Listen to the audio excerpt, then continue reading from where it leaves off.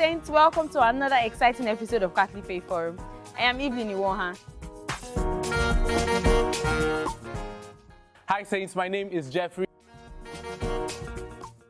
I am Marian Autam. I am Bivan Tessy.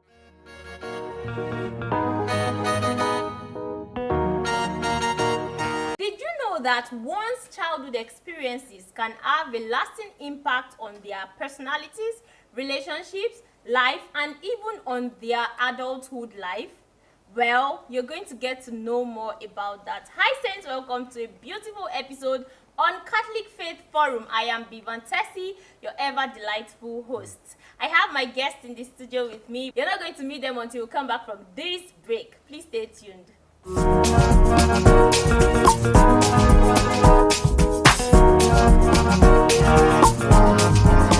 Welcome back, Saints. This is still Catholic Faith Forum, and thank you for staying tuned.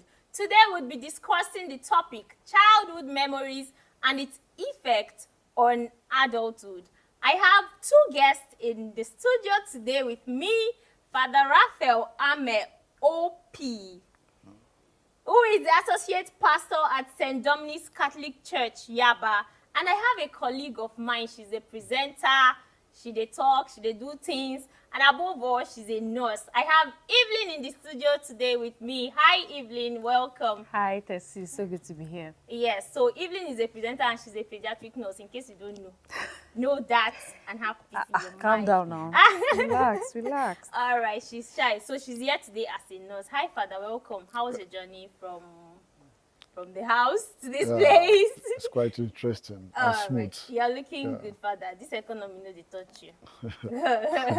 You just smile. Yeah. All right, welcome, Father. Thank you so much. Yes, so let's get right into it, right? So what are childhood memories?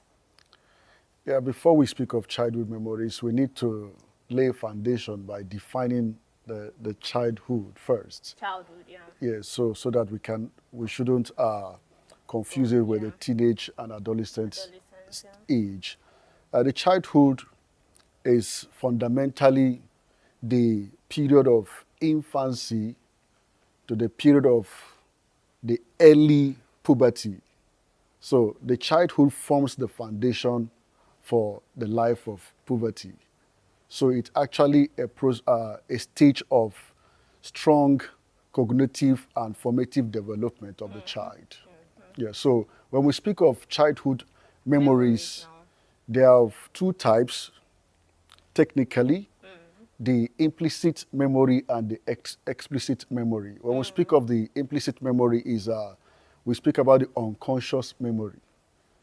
Then the other one, which is the explicit one, is the conscious memory. So because as a child, you can recall certain areas of your life, but there are other areas that you cannot recall. So we use the word unconscious memory and then the conscious memory.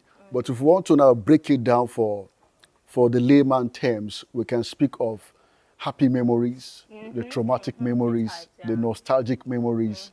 Yes, all those types of memories.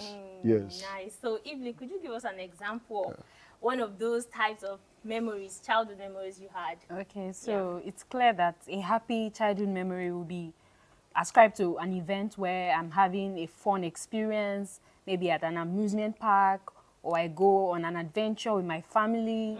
I can classify that as a happy childhood memory for me. A traumatic childhood memory will be remembering, okay, I failed to do my assignment and I was flogged at school, or I went late to school and I had to serve a punishment. Is that trauma? That is actually, that's traumatic for some people. I mean, and then some people will recall events where if they lose a parent while they were young or something, that's traumatic enough. A nostalgic childhood memory for me would be remembering events that are similar, like now being an adult. And then I remember that I've experienced something like this as a child, or being in a situation where you have a child that lives outside their home. They are not in the care of their parent, they're in the care of other extended family members. And, you know, they have repeated events that look just like when they are home. So that kind of situation can present itself as something they have experienced before, something good or something bad. Those so are examples. exactly. All right, so tell us, what is adulthood? The only thing I know about adulthood, we say adulthood na scam. Hey. So, No. so tell us. All right, so show more light on that. Okay, just to say something about that. Adulthood is a period where you classify an individual as being an adult. So it's a stage, and it advances from 18 years upward. Yeah, in the person Nigeria, leaves puberty, comes to full acknowledgement of who they are, what they want to do in life, and and how they relate with others too. All of this, the formation of that personality, when they've attained it, that level, the person is said to be in adulthood. Yeah, I think Father wants to say something about that. Father, you could add what... Yeah, I think you've laid Okay. a lot of, you presented good points there. Adulthood is a stage of responsibility. Because in your early childhood, you are not responsible as such, but the childhood experiences helps you to become responsible as an adult. Yeah, we So could that say is- accountability. Yeah, accountability Yes, that's too. what adulthood Yes. is mostly Yes. about. All right, so Father, tell us, what are some common patterns or habits from childhood that can be challenging to break in adulthood, knowing that, you've experienced certain memories, or you've had certain memories during your childhood? Yeah. You know, when a child lacks happy memories, that can influence his or her adulthood. Let's say a child who is not well affirmed, who is not appreciated, will see the world as hostile. So it is in the child adult age will lack what we call self-esteem. And so the child will always be reserved. So to manage that habit is going to be difficult. Because if the child go out there, the memory of the child will actually play out that all are the same. So that can be challenging. So Yes. talking about self-reflection, also Esteem, self-esteem, yes. yeah? So what do you think are some things that someone can do to build their self-esteem again? I mean, being an adult now, you have to fend for yourself, you have to do a lot of things for yourself. So what can you do? You can't keep saying, you don't have self-esteem and all. So what can you do what can a person rather do to build up upon their self-esteem? Yes, to build up self-esteem at the adult stage, one must be able to reflect deeply. You have to go back to the past, yes, to know, to trace those missing gaps. Yes, all those stages that you have not fully experienced, fully lived out. So at the adult age, you need to actually trust the process again. Trust the process that, yes, the world is not hostile.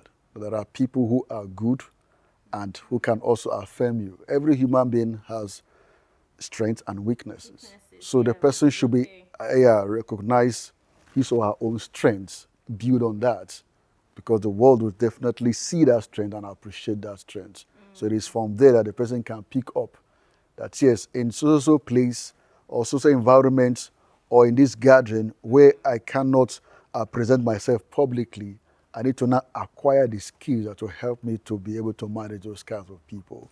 Okay, let's go on this short break, and when we come back, you'll be telling us those skills that we need to help us build upon our self-esteem. So over to you, our Saint of the Week crew.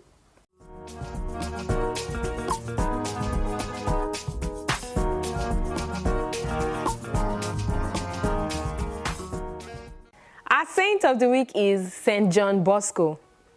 John Bosco was born on August 16, 1815, during a time of great hardship.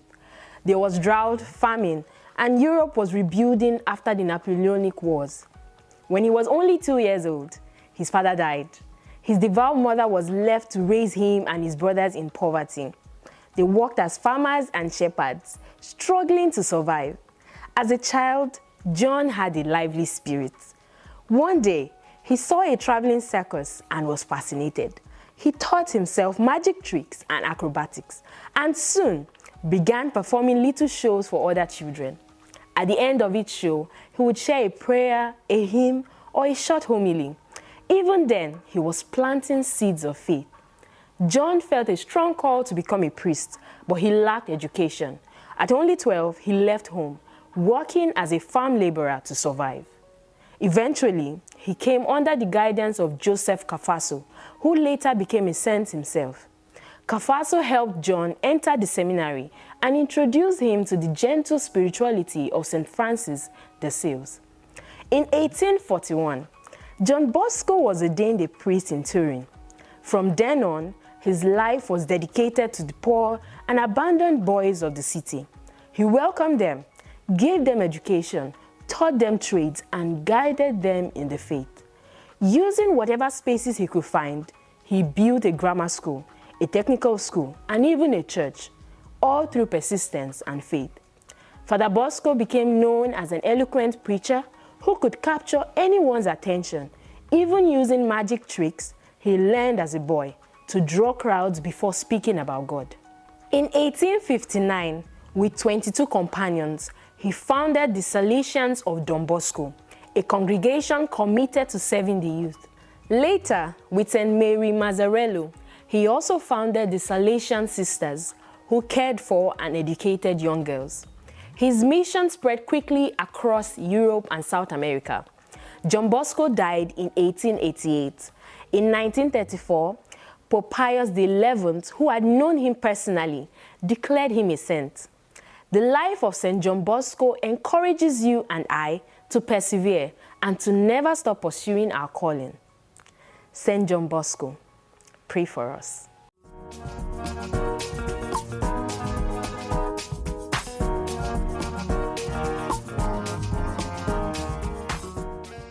Welcome back, Saints, and if you're just joining us, this is Catholic Faith Forum, and we've been discussing the topic, childhood memories and its effects on adulthood. Father, before we went on the break, you were telling us about the skills to help us build upon our self-esteem. Let's have that.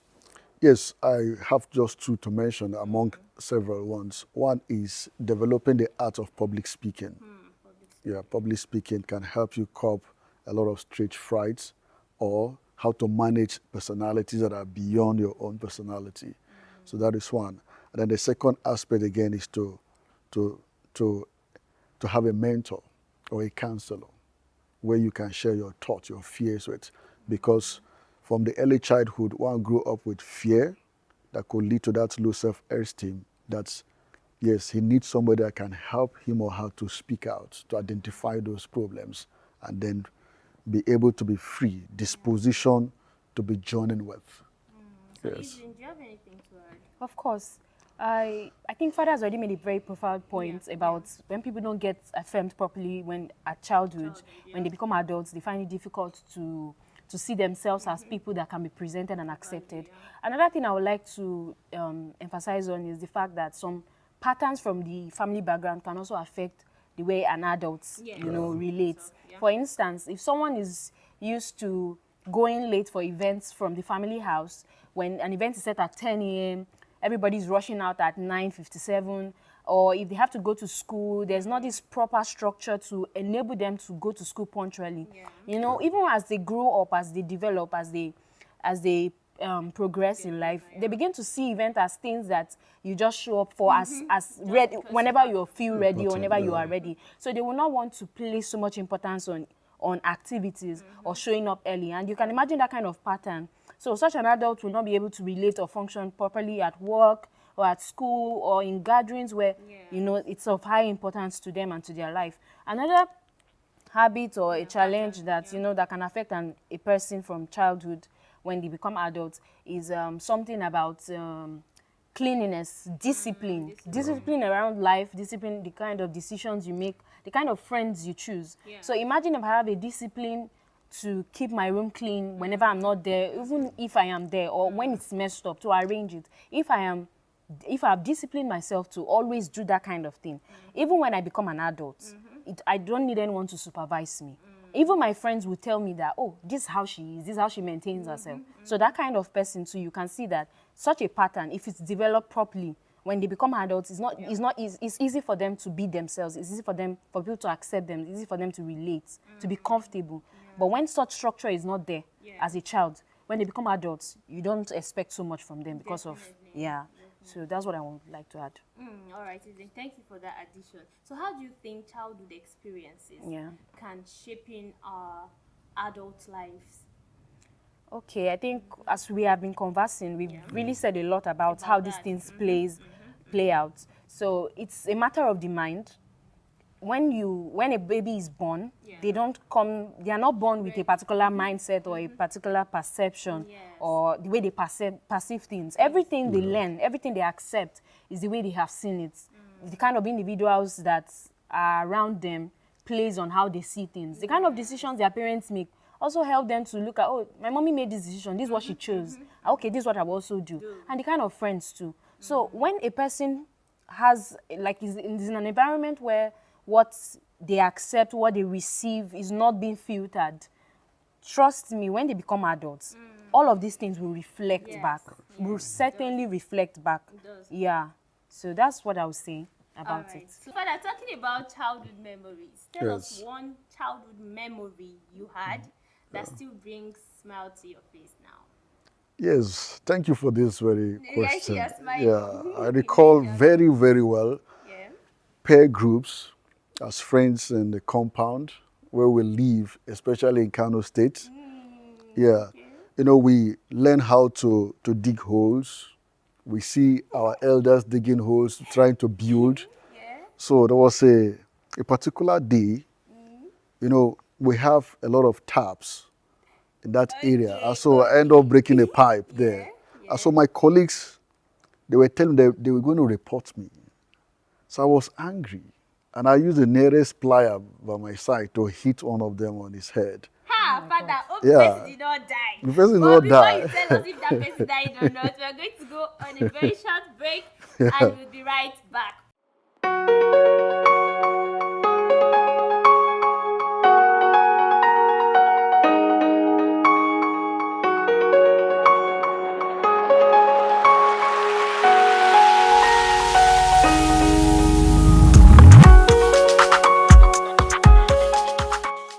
Hi Saints, welcome to another episode of Know Your Faith. I'm Jeffrey, your e-catechist.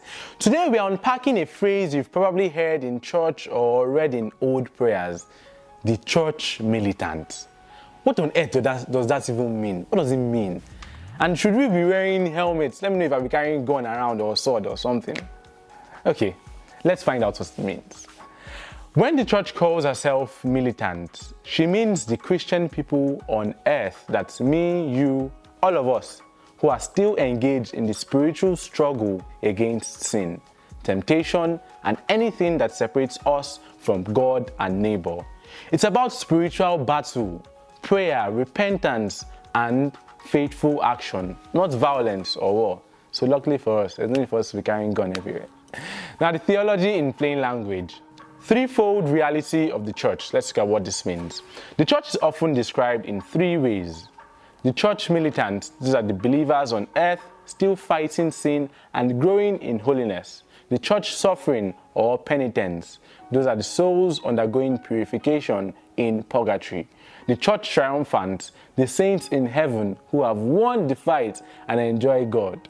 These realities form the communion of saints, one family in different states of pilgrimage and glory.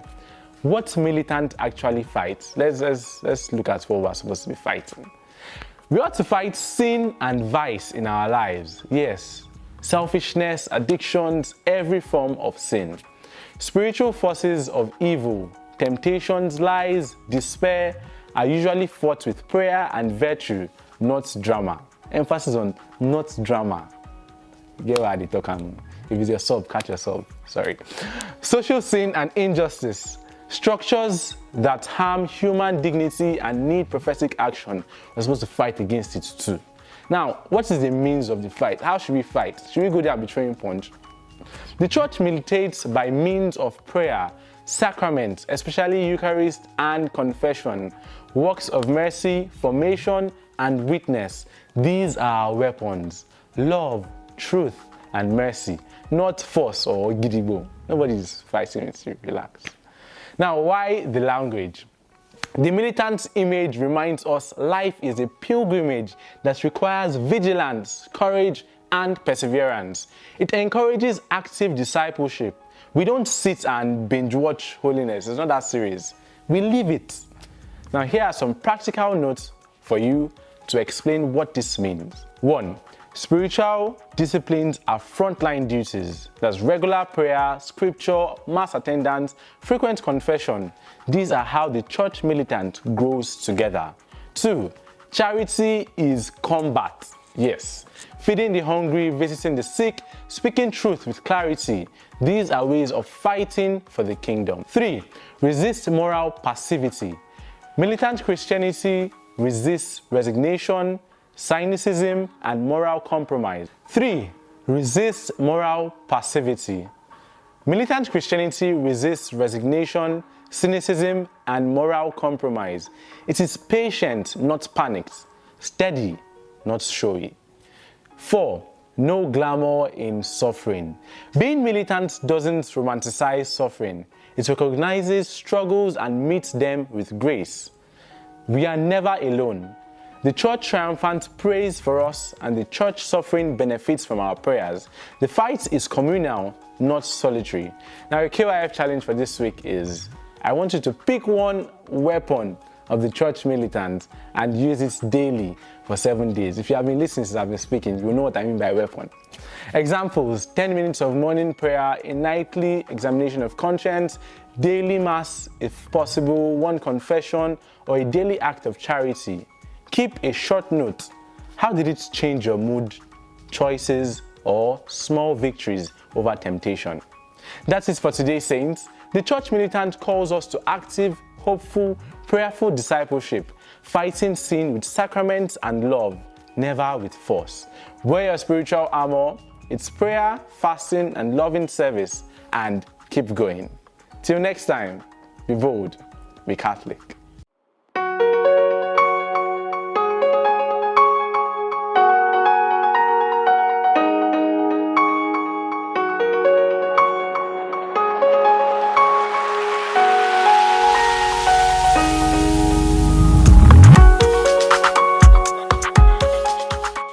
Thank you very much, our KYF crew, for that wonderful article of faith. Hey, Father, back to you. Yes. Tell us, did the person die? Did the person not die? Why did you use pliers to hit the person? Yeah, my dad rushed him to the clinic. Wow. But the beautiful memory there is this. After 2 days, we bonded the more.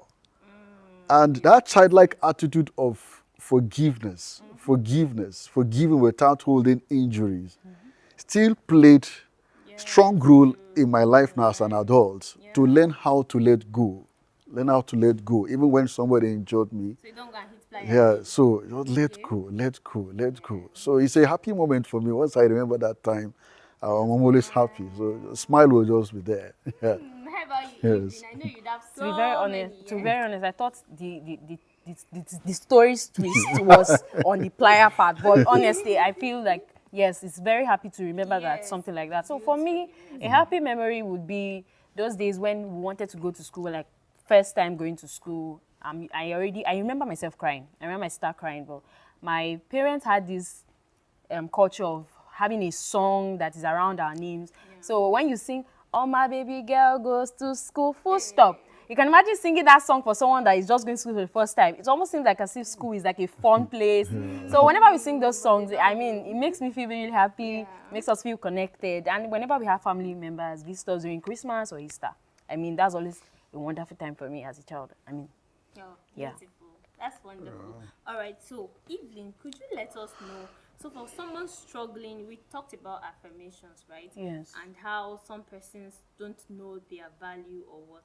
So for someone struggling to come out from the idea of the fact that they really do not value, they really do not worth anything, or they are not valuable, how can they build on that now that they are adults? How can they bring out that memory, that bad, memory, nostalgic memory from their childhood? okay. I would say just one or two about this. The first thing I would encourage such a person to do is to speak with someone that can help them. Usually, this type of journey or process is not something that one can just do on their own. Sometimes by speaking to someone very elderly, or someone that you're comfortable with, or someone that you trust, they can assist you to, process this memory. Because sometimes some events that have happened while a person was a child, or yes, can, sometimes has some things to take away, some things to understand, some things to interpret. But that is not an excuse for them to just like leave it the way it is. So there's a process where the person wants to reform. They want to retrain their mind. They want to renew it. That is removing what is negative and replacing what is positive. Yeah. If a person doesn't feel good about themselves, then you want to tell me, what are those things that make you, what are those things you're not happy about yourself? Do you want to work on them? Do you want to acquire something that will make you feel better? Or do you get, it's like an exchange. You're giving out negative and taking in what's positive. Taking in what's positive is reminding yourself that God loves you first. Reminding yourself that he wants you on earth and he has a purpose for you. And remembering that whatever it is you set your hands to do, you are capable, you have been enabled for it. So with all of those things, when you feel, whatever you feed your soul is what is going to reflect as a person. So if you keep meditating on bad memories, you can imagine it will still stir fear, sadness, depression, and all those things. So when you focus your mind on what is good about you and your strengths and every other thing that you need to be grateful for, I think that would bring about a better feeling, a better personality, and a better sense of esteem, I think. Yeah. Wow, that's beautiful. In our field now as priests, certain issues that we address, we can trace them back to a poor childhood. Especially issue of sexual traumas. Yes, a child at the age of 12, 13, traumatized already because of sexual harassment, which could not be the fault of their parents, but because of they have visitors around or environment or schools, that they were raped. And so in their adult age, they are trying to get over that trauma. And because they could not manage such, they find themselves living an impure life. So they will need strong counseling, a strong therapist for that. So these are some of the challenges so far we see. And as a result of this in the ministry, I was able to embark on some programs like what we call family sex therapy and sexual addiction. So, and that's really opened my eyes widely that yes, we have millions of people suffering because they never enjoy their childhood. So, and coming from an environment, Zamfara State, and then Kano State, experience with Boko Haram and bandits, a child that grew up in the hands of bandits will not see anything morally good in the society. Any threat is to shoot. So how do we help such kind of people? Prison will not really help, or correctional center. But rather they need to be joined. So such kind of childhood experience can really affect somebody in the later in the life. So this is an aspect I just needed to add on this. Thank you so much for sharing that. And I hope that you seated and listening to us now, you understand that your childhood memories makes and have impact on you. And of course, you can overcome them. Focus more on the positive and not the negative. Don't always think, oh, this is how it used to be. I passed through trauma, so this is how it should be. No, you are worth more than diamonds. Now the TikToker.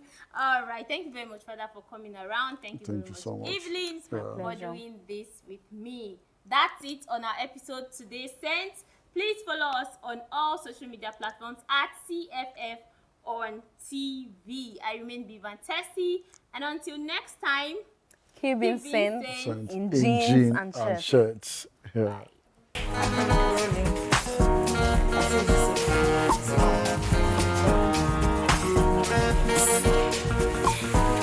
Catholic Reform to the 19th, episode 10 in 3,